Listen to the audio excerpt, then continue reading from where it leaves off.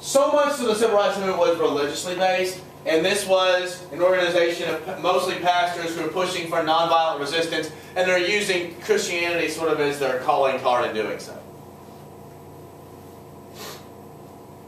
And so what you're getting is, you're like, this is like the New Deal for the civil rights movement. There's a million different groups, right? The NAACP, the SCLC. Now we're learning about SNCC, right? The Student Nonviolence Coordinating Committee. SNCC was originally like in the late 50s, but really the early 60s. SNCC was students going into the South registering African Americans to vote. They were trying to get black people registered to vote. Because on most voting rolls, blacks, because Jim Crow laws were still, black codes are still around.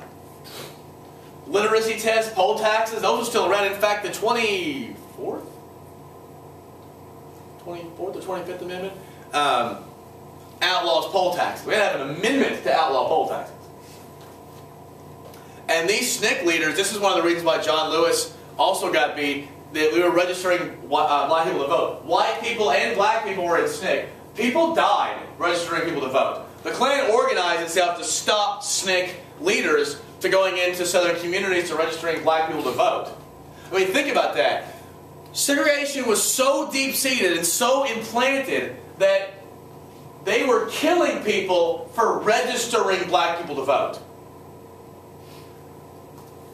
People were scared, and these students felt they were emboldened to do it, right? The civil rights movement was a moral thing, and part of it was because of something like the SCLC, because of it was Christian, because it was pastors. Remember, a lot of times we talked about it, First Great Awakening, Second Great Awakening, Progressive Movement, Civil Rights Movement, was one thing, they're all reform movements that they all have in common.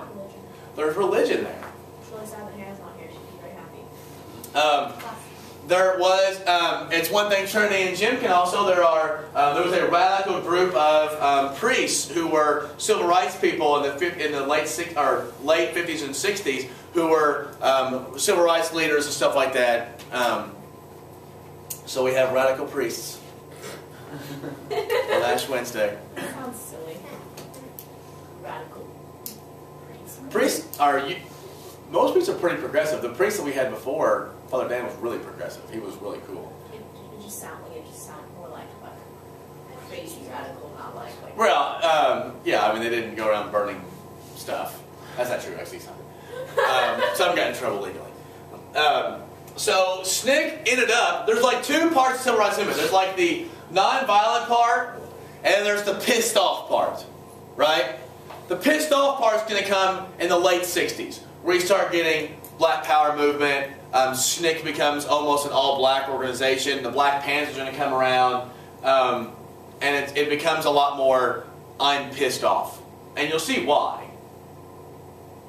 Early stuff, you're talking like Jackie Robinson, the Army's integrating, Brown versus Board, all these things are nonviolent resistance or legal resistance. So we have SNCC, we have the SCLC. We'll stop there in terms of civil rights, because you can see that tomorrow we're going to pick up on Cold War stuff. Tomorrow we had containment, and we learned something else. Tomorrow's going to be a fun Cold War day. Hopefully we'll finish up on, we'll start actually by Friday. I guess we're talking about on Friday. John Kennedy. Yes. We're talking about John Kennedy. So what was your question before though? That's what I hold off on. Something about why UVA. One and done players. Well, a lot of it is